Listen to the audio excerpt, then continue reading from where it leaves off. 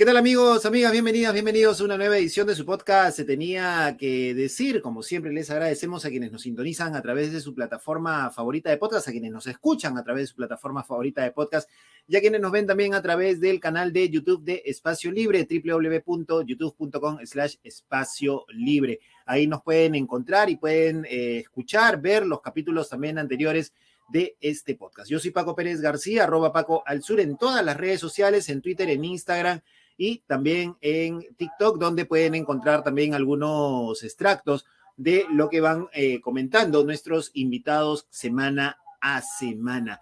Hoy vamos a conversar más adelante con Eduardo Recoba, él es economista y con él vamos a conversar a ver si es tan cierto que estamos chéveres en materia económica, si es que estamos avanzando y si es que el gobierno de Dina Boluarte nos está llevando, al igual que la alcaldía municipal de López Aliaga, a ser potencia mundial o no. ¿Qué tan cierto es esto del programa Compunche Perú y su mirada de la reactivación económica? Todo esto lo vamos a conversar más adelante con Eduardo Recoba. Y hablando de economía, recuerden que pueden apoyarnos también a nosotros a través de nuestras cuentas en Yape y en Plin, al número telefónico 993-898-570. Y si nos ven en YouTube, aquí arriba de la pantalla pueden encontrar los códigos QR para poder ingresar o pueden suscribirse también al Patreon de Espacio Libre, patreon.com/Espacio Libre 1, para poder convertirse en mecenas patrocinadores de este esfuerzo de periodismo independiente que tratamos de llevar semana a semana, conjuntamente con otros trabajos que también realizamos de la mano de Espacio Libre y Media Podcast.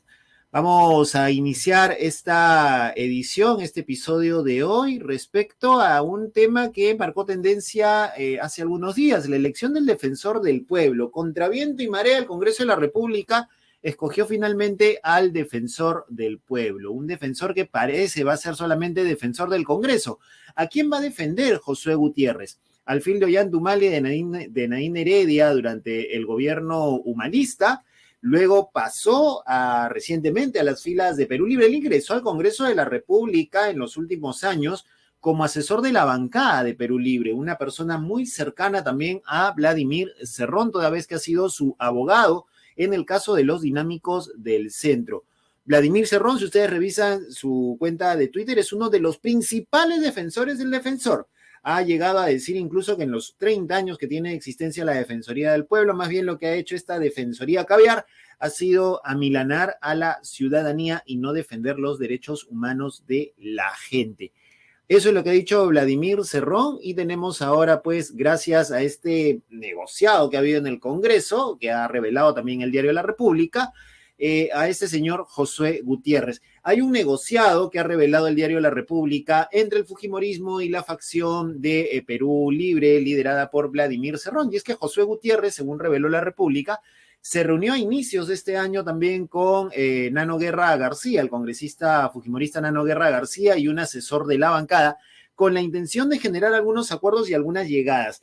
Fue por ello que el fujimorismo decidió no respaldar a su propia candidata, Adelia Muñoz, ministra de Justicia del fugaz régimen de Manuel Merino de Lama, y más bien la intención sería que Josué Gutiérrez asume la Defensoría del Pueblo y Perú Libre va a tener que apoyar luego a la señora Adelia Muñoz como candidata al Tribunal Constitucional para reemplazar a uno de los integrantes que ya está pues con la fecha de vencimiento también ya caducada en su cargo. Así están los negociados, quieren copar todo. Recordemos que la Defensoría del Pueblo va a liderar la comisión que va a escoger a la nueva Junta Nacional de Justicia, la junta que se encarga de escoger a los fiscales y a los jueces, a la fiscal de la Nación y entre otros personajes. La chamba, la misión es copar todo, porque ahora también viene la negociación para la mesa directiva del Congreso. Vean la votación que blindó a los niños en el Congreso de la República y esa sería, según lo que ha planteado también el periodista Martín Hidalgo, esa sería un poco la composición de fuerzas para lo que será la próxima elección del presidente del Congreso. Estamos en manos de gente que solo negocia políticamente. ¿A quién va a defender el defensor del pueblo? Nadie lo sabe. Se tenía que decir. ¿Estás buscando una manera efectiva de comunicarte con tu audiencia y aumentar la visibilidad de tu empresa? Media Podcast es una productora de podcast para empresas y organizaciones con más de 5 años de experiencia en la producción de podcasts periodísticos, noticiosos y de negocios. Nuestro equipo ha desarrollado podcasts en organizaciones del Estado, empresas e instituciones. Además, contamos con especializaciones en producción de podcasts en Argentina y Alemania. Trabajamos para ofrecerte producciones de alta calidad. En Media Podcast nos apasiona contar historias que conecten con todas las audiencias. Creamos podcasts que informan, entretienen y aportan. Nuestros podcasts están disponibles en diferentes plataformas de streaming, lo que significa que tu audiencia podrá acceder a ellos desde cualquier lugar y en cualquier momento. ¿Quieres llevar la comunicación de tu empresa al siguiente nivel? Búscanos en redes sociales como Media Podcast PE o escríbenos al 992-753335. Contáctanos hoy mismo para saber cómo podemos ayudarte. Media Podcast. Tu marca, tu mensaje, tu podcast.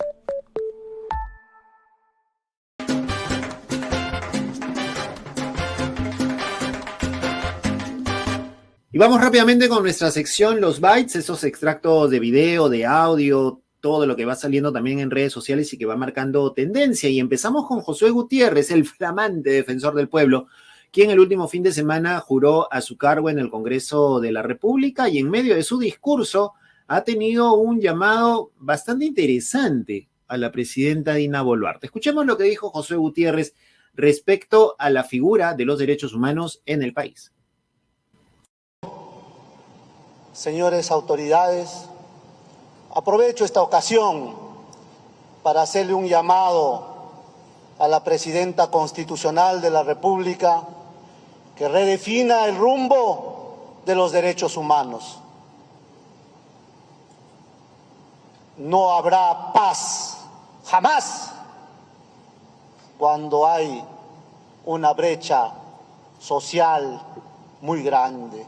Bueno, le pediré al señor doctor Gutiérrez que nos explique qué ha querido decir con esa frase. Los derechos humanos en primer lugar no se redefinen, son derechos que están en la parte dogmática de la Constitución y que es obligación de todos, incluido el defensor del pueblo, el respetarlos y ponerlos por encima de cualquier consideración política. El que responde es Alberto Taro, la presidenta del Consejo de Ministros, quien le pone el parche al defensor del pueblo. Aquí no se pueden redefinir los derechos humanos. O sea, ¿a qué nivel habremos llegado, no? Que Alberto Tarola, quien está implicado con Dina Boluarte en las investigaciones, y hay todavía mucho que escarbar ahí respecto a las muertes producidas en las protestas, tiene que decirle al defensor del pueblo que los derechos humanos no se redefinen. O sea, ¿de qué estamos hablando, no? O sea, estos dos personajes van a empezar a enfrascarse en este debate. ¿Qué tipo de redefinición de los derechos humanos plantea Josué Gutiérrez? ¿Los derechos humanos para quién? ¿Para todos? ¿Para la gente llegada a Vladimir Cerrón? ¿Para la gente llegada a Perú Libre? ¿En verdad fue un mensaje para las familias de las víctimas? ¿Se ha mencionado ese tema? ¿Lo tiene pensado Josué Gutiérrez? ¿Qué va a hacer cuando toque ver ese tema de las muertes en las protestas? Los asesinatos en las protestas. Son cosas bien raras las que están pasando en este mundillo político. La ministra de la Mujer, la señora Tolentino, ha dicho también en declaraciones a la prensa que, caballero, nomás pues hay que acatar ya la elección, que ya está hecho, ¿no? Es lo que hay y que hay que aceptarlo nada más.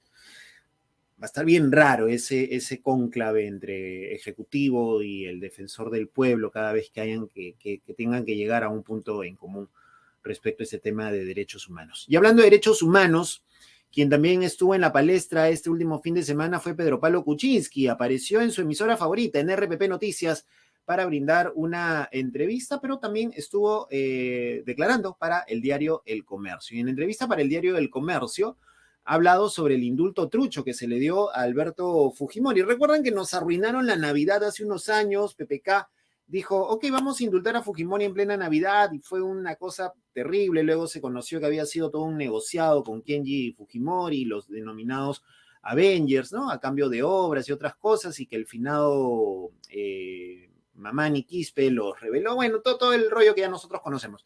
PPK ha dicho en declaraciones al diario El Comercio que el indulto a Fujimori fue un indulto humanitario y que incluso fue respaldado por el Papa Francisco. Escuchemos. Estuvo detrás de esto.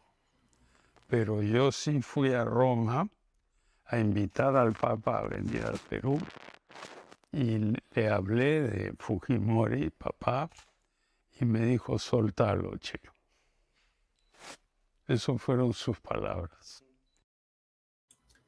Soltalo, boludo, o sea, tenés que hacerlo, ¿viste? O sea, hasta ese nivel ha dicho Pedro Pablo Kuczynski que el Papa Francisco, su pata seguro, ¿no? Su chochera le dijo, oye, soltalo, che, ¿no? Libéralo al chino, pobrecito. En el libro Knockout PPK, que es un libro publicado, una investigación periodística que hiciera Marco Cifuentes hace unos años, él ha revelado algunas cosas respecto a este tema de la visita de Pedro Pablo Kuczynski o esta reunión de Pedro Pablo Kuczynski con el Papa Francisco.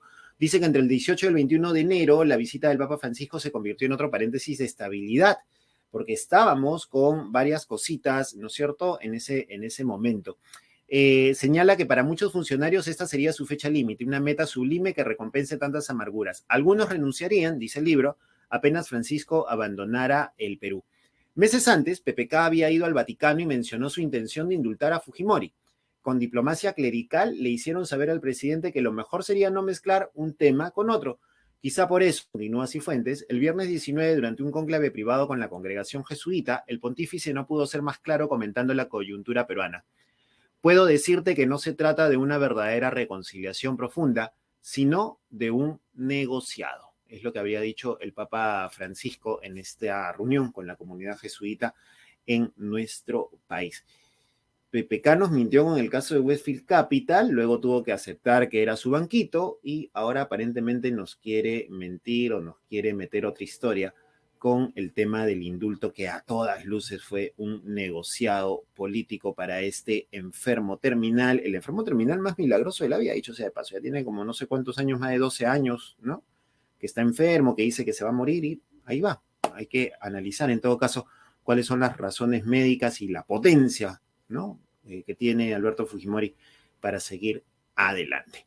Y vamos a comentar rápidamente nuestro último byte. Comentamos sobre imágenes que nos pone nuestra producción, porque la semana pasada estuvimos hablando con Víctor Zamora, exministro de Salud, y él nos recordó que la cosa respecto al dengue no es tanto lo que puede estar sucediendo en Piura, sino lo que está pasando en Ica. Ica se ha convertido en prácticamente una región nueva con presencia de dengue y los casos se han disparado. Los hospitales también han colapsado y la infraestructura médica no se da abasto. Ica se ha convertido en la tercera región después de Piura y Lima con 8.923 casos registrados. Víctor Montalvo, director regional de salud, ha explicado que el aumento se debe básicamente a 3 razones de estos casos en Ica: malos servicios de agua potable, mal manejo clínico en las primeras semanas de contagio y la automedicación. Anunció el director regional de Ica, de salud de Ica, que va a haber una aplicación también para prevenir y registrar casos. Las autoridades regionales están evaluando también la suspensión de clases en centros escolares. La Dirección Regional de Educación de Ica está evaluando suspender las clases, cosa complicada. Algunos especialistas han dicho que no sería tan necesario porque ya los niños, las niñas y adolescentes han perdido, se han retrasado, a pesar de las circunstancias se han retrasado durante la época de pandemia, y una nueva suspensión de clases presenciales sería pues más que complicado en este caso para las niñas, niños y adolescentes de acá. Estos han sido los bytes aquí en Se Tenía que Decir.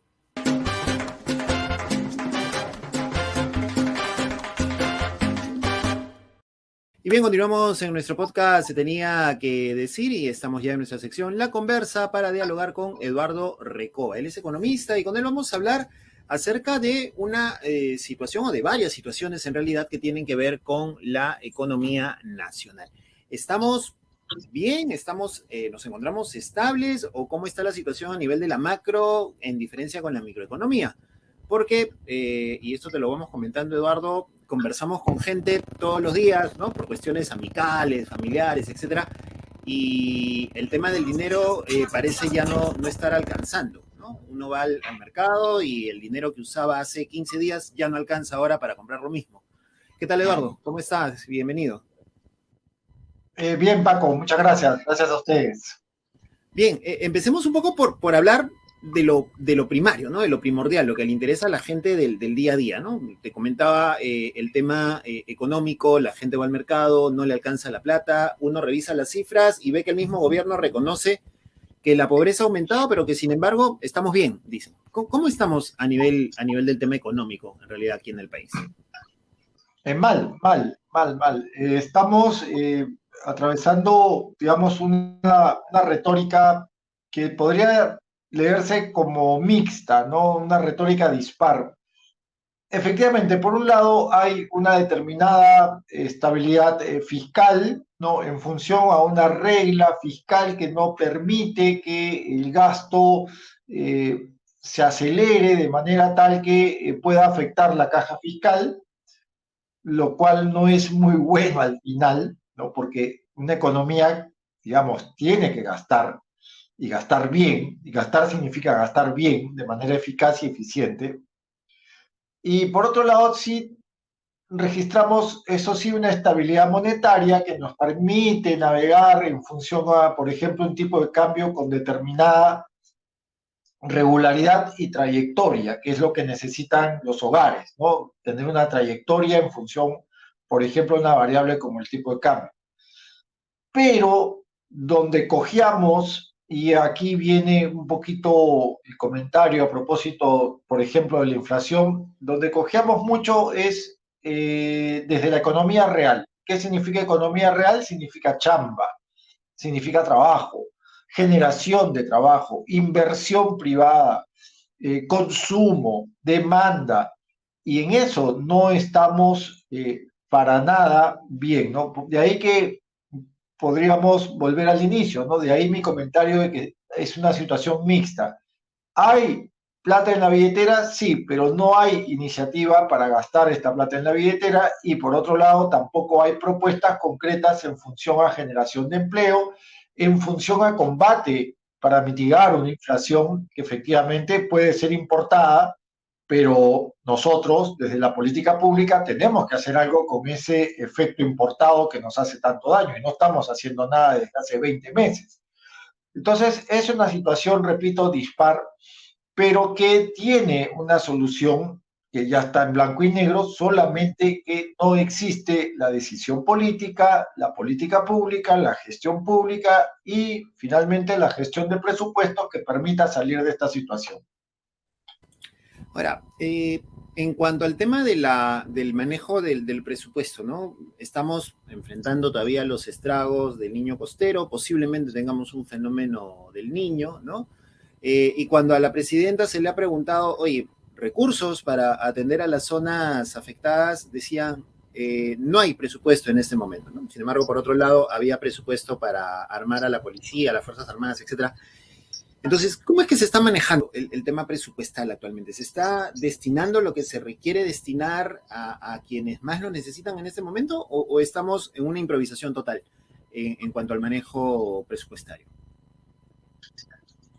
A ver, antes de contestar tu pregunta, un pequeño paréntesis, Paco. Lo que dijo la presidenta Boluarte es mentira.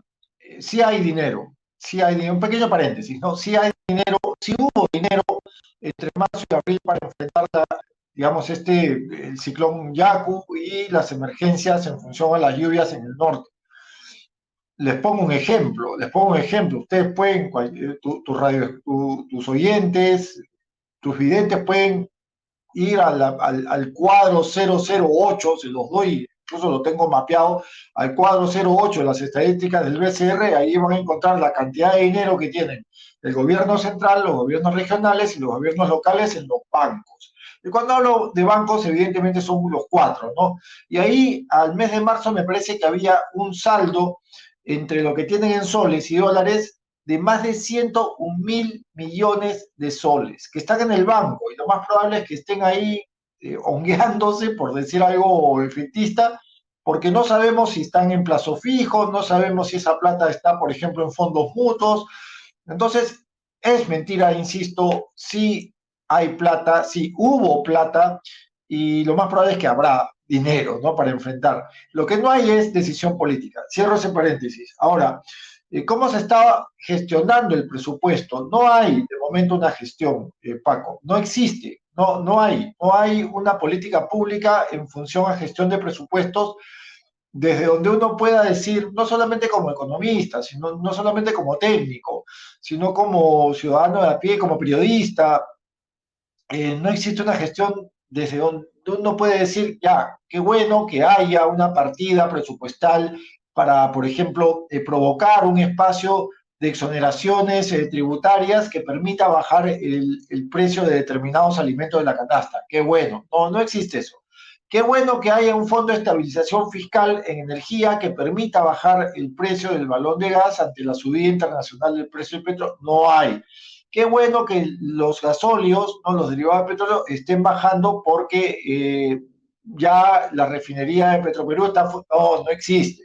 O sea, no hay de momento una gestión de presupuestos, repito, eficiente y eficaz. Lo que hay sí, y me da pena decirlo, lo que hay es mucha política, muchísima política. Sobra la política, falta la economía. Yo creo que esa podría ser una frase que resume el momento actual, ¿no?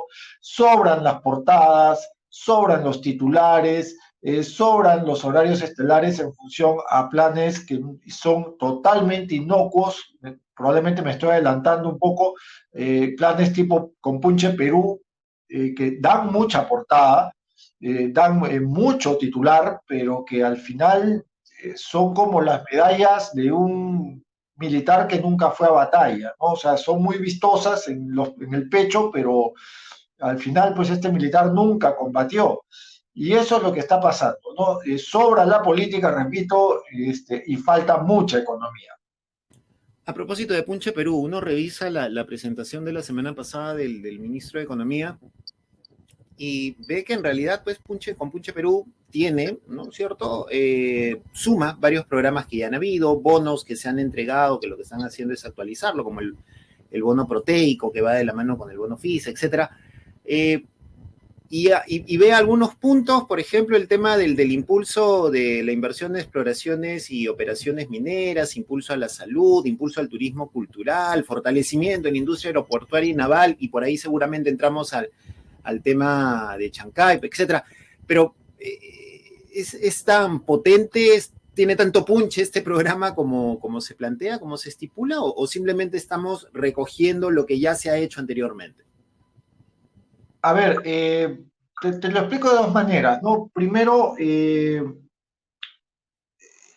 función a cómo nació Compunche Perú y sobre todo cuándo nació, ¿no? Ahí más o menos tú que eres una persona inteligente y tus oyentes también se van a dar cuenta de cuál es la naturaleza de Compunche Perú. Compunche Perú nació una semana después de que, o 4 días después, 5 ya si me apuras, que asumiera la presidenta Boluarte.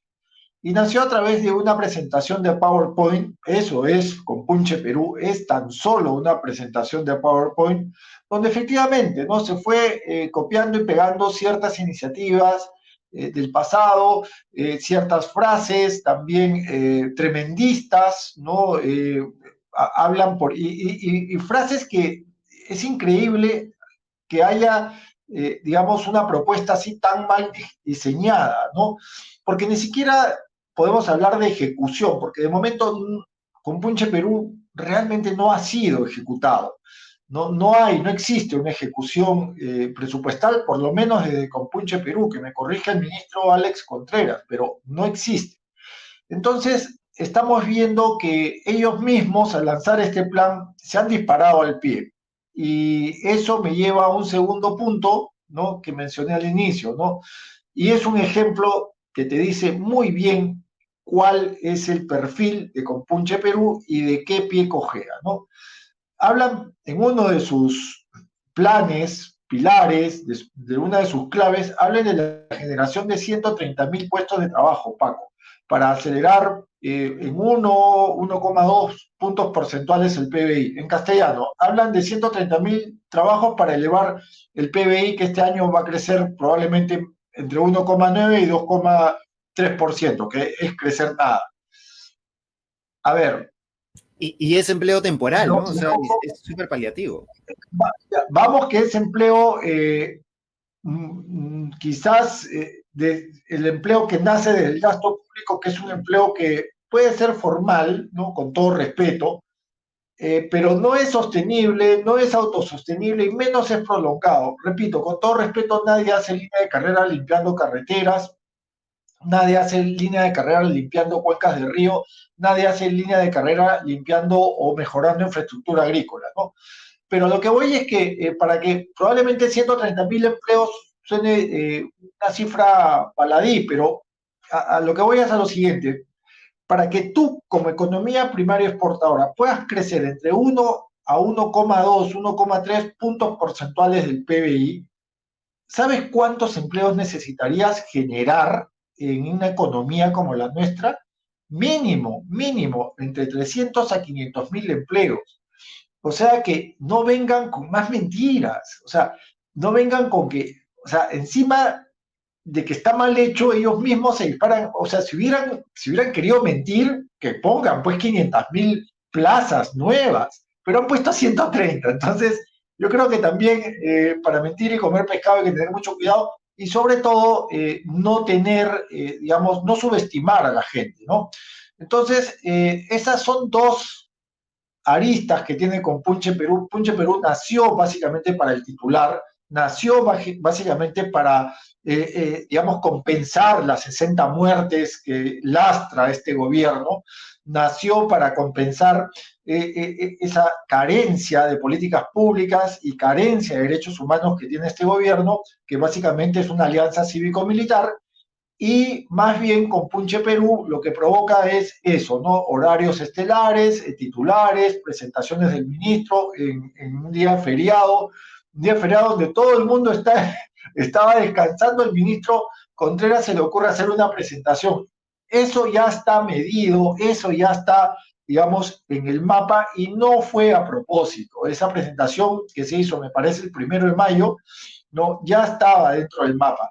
Entonces, eso es con Punche Perú. No es un plan efectivo, eficaz desde la política o gestión pública, y menos aún desde la gestión de presupuestos, y lo que está haciendo con Punche Perú, creo yo, pensando bien, es ganar tiempo, ¿no? ¿Tiempo para qué?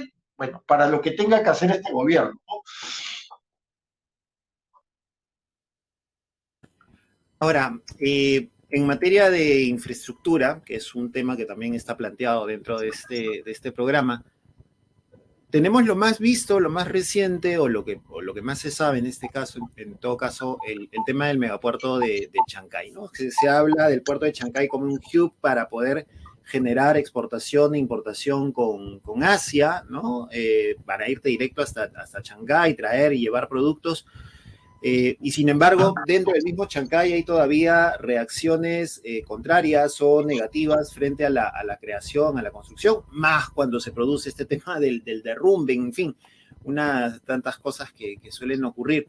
Pero es este megapuerto el punto en donde se está basando toda la expectativa de lo que pueda ser el futuro del desarrollo económico y de la importación y exportación de nuestro país. No, a ver, el megapuerto de Chancay yo lo comparo con la refinería de Talara, ¿no? O sea, es algo que, ok, era importante, pero no era urgente hacerlo, ¿no? En la vida hay cosas que son urgentes y hay que saber separarlas de lo importante. El megapuerto de Chancay no va a mover mucho la aguja de la inversión privada, como por ejemplo puede hacerlo Chavimochic, ¿no? Que está trabado y que tiene que destrabarse. Chancay no va a mover la aguja como lo haría, por ejemplo, un proyecto que replique un poquito lo que hizo el año pasado, que ya terminó, que Quellaveco, ¿no?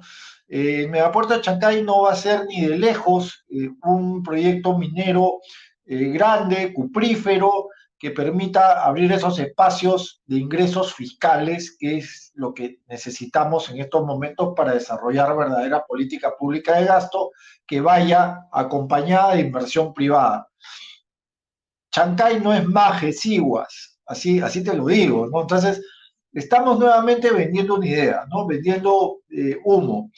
Lo que más bien va a provocar Chancay es contaminación visual, es contaminación ambiental. Lo que va a provocar Chancay es que haya pues una mala estructura de lo que llaman el nearshoring, que es acercar los mercados a determinados espacios de comercio exterior, pero no lo están haciendo bien, no lo hacen como en México, por ejemplo. Los mexicanos fueron mucho más creativos y decidieron hablar con los chinos, con los alemanes, con etcétera, y decir ya, acá ponen sus maquiladoras y acá producimos y no nos va a costar mucho porque llamamos a un tercero que ponga el terreno, llamamos a un cuarto que ponga los andamios, el andamiaje, los techos, hacemos los 2, 3 parques industriales grandes y ya está. No se afectó flora, no se afectó fauna, se fue recontra eficiente. Por eso es que lo comparo con Talara, ¿no? Porque Talara se gastaron $5.000 millones cuando tienes refinerías en la India que por la mitad, y esto fact-checking, lo pueden comprobar, en la India tienes refinerías que por la mitad de ese costo ya refina 3, 4, 5 veces más de lo que va a refinar Talara. Entonces, acá hay cosas muy raras que están por debajo y que se tienen que investigar, ¿no? Desgraciadamente es así, estamos en el Perú. Lo otro, ¿qué cosa te va a mover realmente la aguja de la inversión privada? No es tanto un Chancay, no es tanto digamos, una mega obra, es la decisión política de gastar y gastar bien, ¿no? Y este gasto que vaya acompañado de la actividad privada. Porque la actividad privada es la única que te va a garantizar, por ejemplo, mover empleo. Mover empleo significa combatir inflación. Y esta actividad privada, de momento, Paco, simplemente no crece, simplemente no existe. No existe, no hay actividad privada, ¿no? Y eso es un poco lo que está pasando con el aeropuerto, el megapuerto de Chancay. No es un hub, en realidad, no es un nearshoring o un acercamiento a la orilla de los países en función al comercio exterior. Podríamos decir que es un híbrido, sí, puede ser un híbrido, pero que no va a mover la aguja. De cara al crecimiento, de momento, no va a mover la aguja.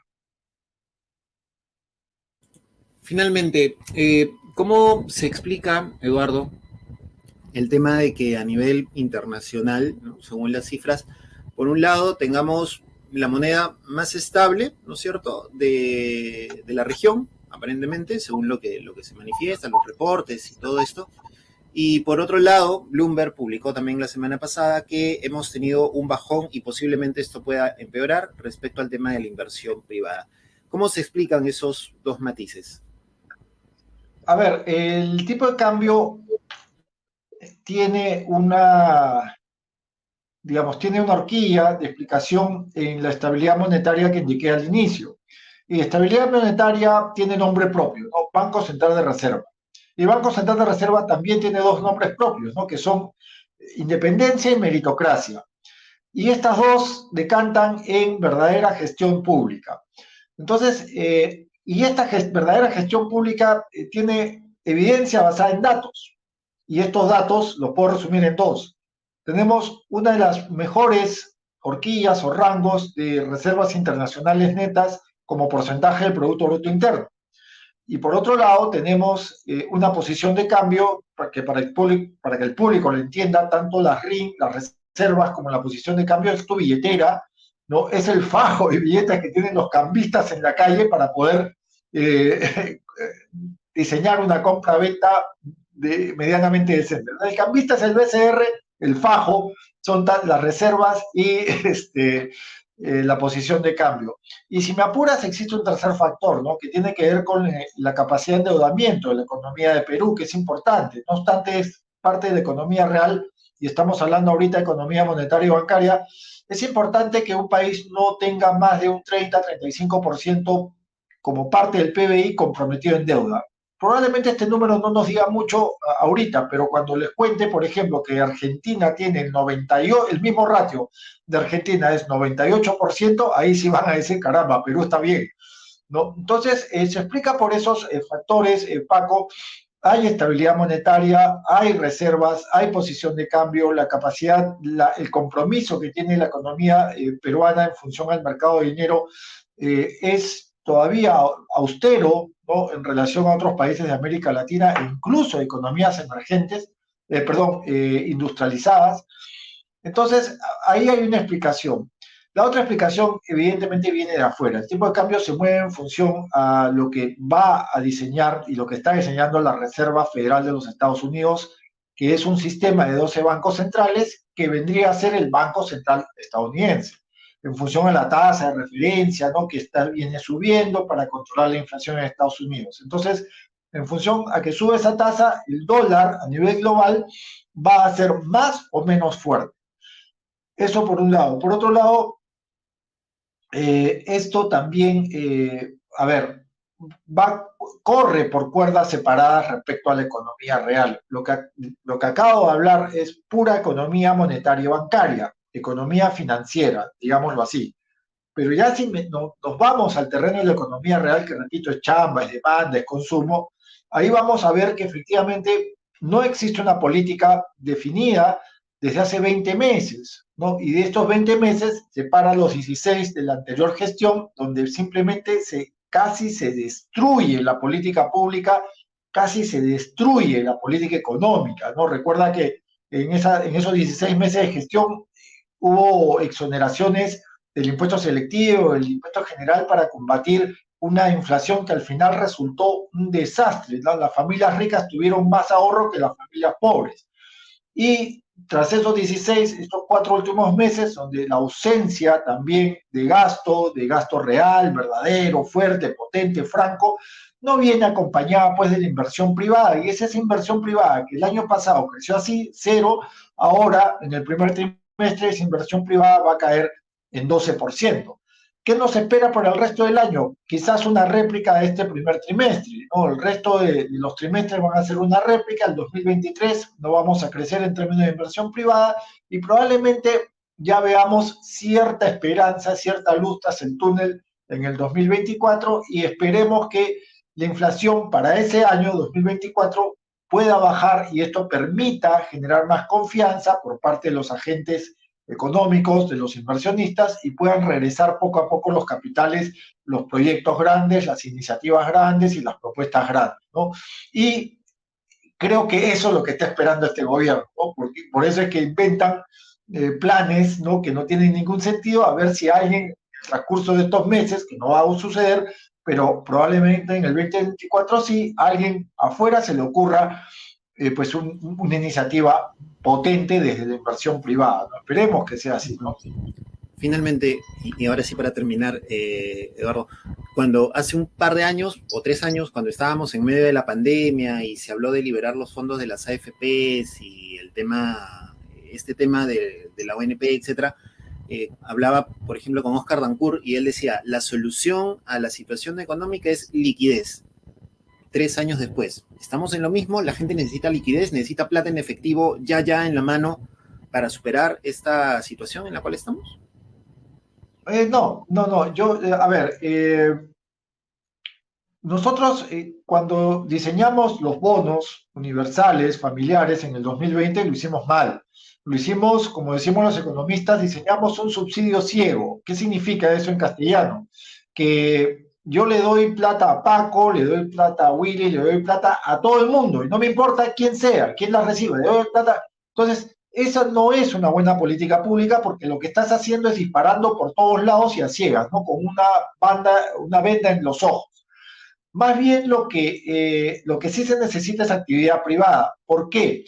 Más actividad privada, más que dar dinero, más que generar liquidez. La liquidez está bien, bienvenido a un bono, sobre todo si eres población vulnerable que lo necesita, pero sabemos que no fue así. Ejemplos, Reactiva 1 y 2. Reactiva recibieron plata, los que ya tenían plata, para comprarse autos nuevos. Ve la curva en el 2020, 2021 de la venta de autos nuevos. Se disparó con Reactiva. Y ahora pues ves puras camionetas en todo Lima de alta gama. Entonces, para eso fue. Nosotros somos una economía, Paco, primaria exportadora. Con esto, así rapidito, voy a ponerme un poco profesor. Y las economías primarias exportadoras no son como Alemania, no son como Estados Unidos, no son como Japón, no son como Corea del Sur, que descansan su actividad en demanda, en consumo. El gringo, si no consume, no está contento. No somos así. Nosotros necesitamos inversión privada para poder generar esos espacios de consumo. ¿Por qué? Porque nuestra parte informal es muy grande, que consume poco, nuestra clase media no existe, simplemente es una clase que está al medio, que es distinto a una clase media, y los hogares de altos ingresos, bueno, son poquitísimos, es una pirámide horrorosa. Entonces, no es tanto que necesitamos liquidez, necesitamos, sí, mucha inyección de inversión privada. Y eso sí es distinto. Lo otro es descansar en el ahorro privado, que como tú bien dijiste, fueron liberalizaciones de AFP, CTS, y eso no es política pública, simplemente decirle a la gente, ustedes, ahora que estamos en pandemia, y ahora que estamos en ralentización de economía, y ahora que estamos en inflación, ustedes bailan con su pañuelo, con lo que han guardado. Y eso no es política pública, pues eso es darle a la gente la responsabilidad de hacerse cargo de sus finanzas, y olvidándose de sanidad, de inversión en salud, de inversión en educación, ¿no? Bien, Eduardo, muchas gracias por conversar con nosotros, por estar dialogando aquí en Se Tenía Que Decir, y si quieren conocer o saber más o escuchar más a Eduardo, también lo pueden hacer a través de Cuaderno de Economía, en Epicentro TV, ¿cierto? ¿En qué horario estás ahora? Así es. Estoy en Cuaderno de Economía, programa a través de Epicentro TV, efectivamente, los lunes y los miércoles a las 7:30, en vivo. Así, Listo. En vivo, hablamos de economía. Perfecto, entonces por ahí también nos encontramos y te seguimos escuchando, Eduardo. Muchísimas gracias, muy amable. Gracias a ustedes, Paco. Saludos. Eduardo Recoba, economista, estuvo con nosotros aquí en la conversa en Se Tenía Que Decir.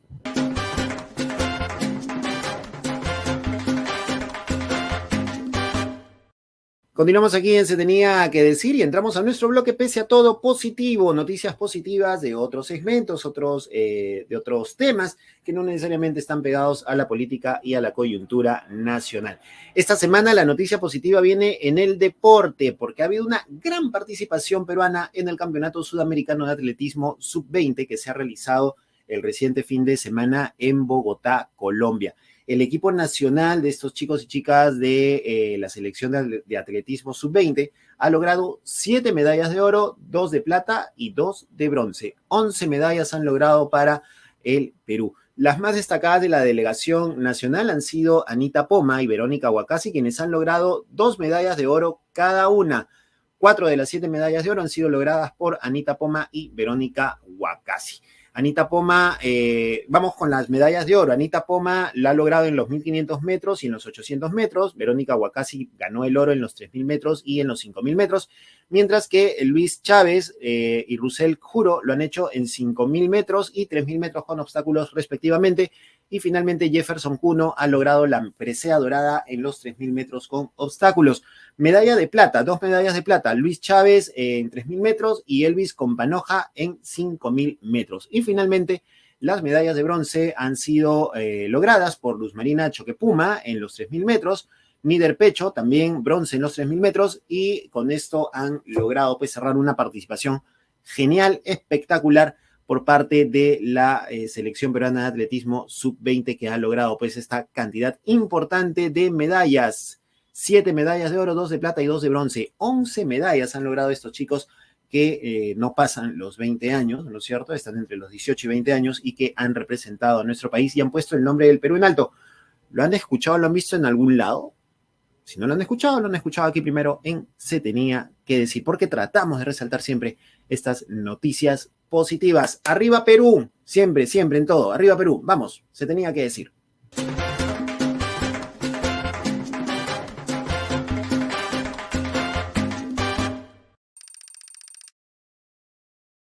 Y de esta manera llegamos al final de nuestra edición de Se Tenía Que Decir. Recuerden que pueden escuchar nuestro podcast en su plataforma favorita de podcast y también nos pueden ver a través del YouTube de Espacio Libre, www.youtube.com/Espacio Libre. Recuerden también que pueden apoyarnos a través del Yape y del Plin al 993-898-570 o suscribiéndose al Patreon de Espacio Libre. Yo soy Paco Pérez García. Nos encontramos la próxima semana, como siempre, en una nueva edición donde estaremos comentando y conversando con los personajes que forman parte de nuestra realidad y nuestra coyuntura nacional. ¡Chau!